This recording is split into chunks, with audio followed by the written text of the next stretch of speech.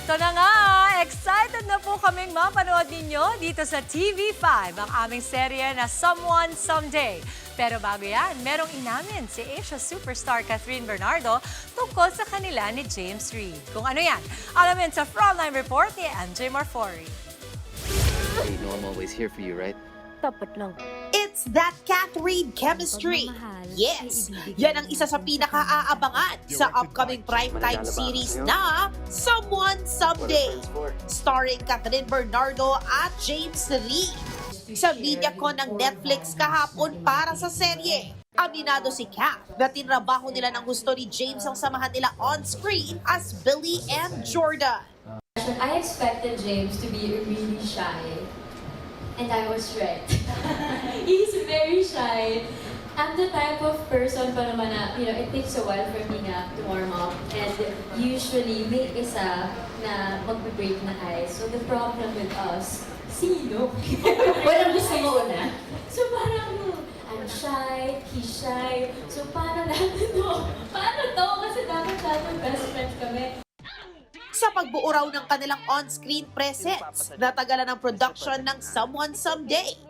Gusto kasi nila na maibigay sa fans ang genuine chemistry at samahan ng magkababatang karakter ng dalawa.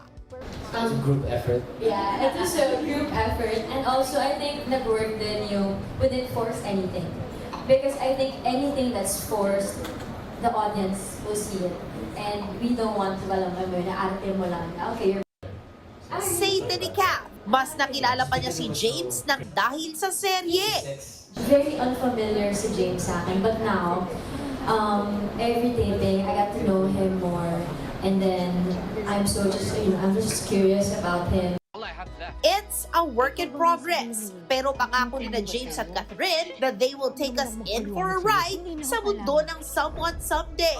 Also starring Maha Salvador, Dimples Romana, at marami pang iba. Direkte nito ni Dolly Dulu at Chad Vidanes. Nakatid ng Dreamscape at ABS-CBN.